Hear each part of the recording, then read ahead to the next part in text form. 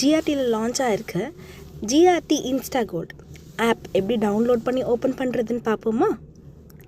வாங்க smart savers, வீடியோக்குள்ளே போகலாம்.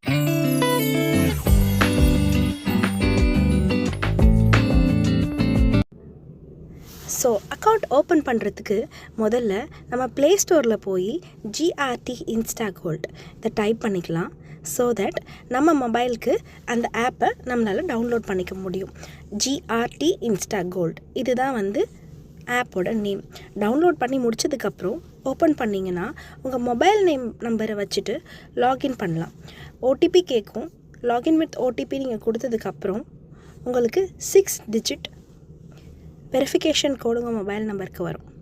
அதை வச்சு நம்ம நியூவாக ரெஜிஸ்டர் பண்ணிக்கலாம் நம்ம அக்கௌண்ட் இந்த ஆப்பில்.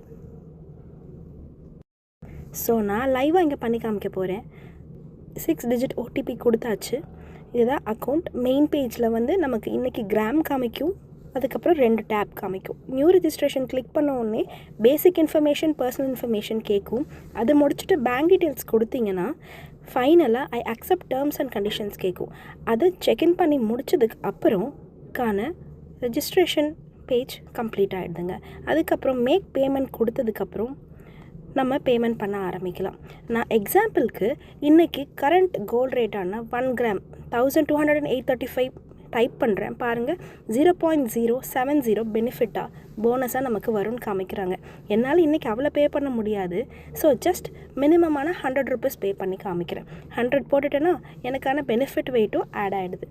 பேமெண்ட் நம்ம credit card, debit card and UPI எதில் வேணால் பே பண்ணலாம். நான் ஒன் ஆஃப் த யூபிஐயில் பே பண்ண போகிறேங்க. ஸோ நான் இன்றைக்கி பே பண்ணி முடிச்சிட்டேன். முடித்ததுக்கு அப்புறம் அக்கௌண்ட்லேயே நமக்கு இமீடியட்டாக ரிஃப்ளெக்ட் ஆகிடும். அதையும் நான் உங்களுக்கு காமிக்கிறேன். ஸோ இது பேமெண்ட் டைம். பேமெண்ட் ஆகிற வரைக்கும் வெயிட் பண்ணணும் நம்ம அதே டேப்பில். ஸோ ஒன்ஸ் பேமெண்ட் முடித்ததுக்கு அப்புறமே நமக்கு மெசேஜும் அனுப்பிடுறாங்க ஜிஆர்டியிலேருந்து. இங்கே பாருங்கள், இதில் க்ரீன் கலர் டிக் எனேபிள் ஆகிருக்குல்ல, அப்படின்னா என்னோடய பேமெண்ட் முடிஞ்சிச்சுன்னு அர்த்தங்க. ஸோ நான் இன்றைக்கி 100 ருபீஸ் சேவ் பண்ணிட்டேன். So that's it. ஈஸியில் ரொம்ப ஈஸியாக நம்ம கோல்ட் சேவ் பண்ண ஆரம்பிக்கலாம் வீட்டில் இருந்தே. தேங்க்யூ ஃபார் வாட்சிங்.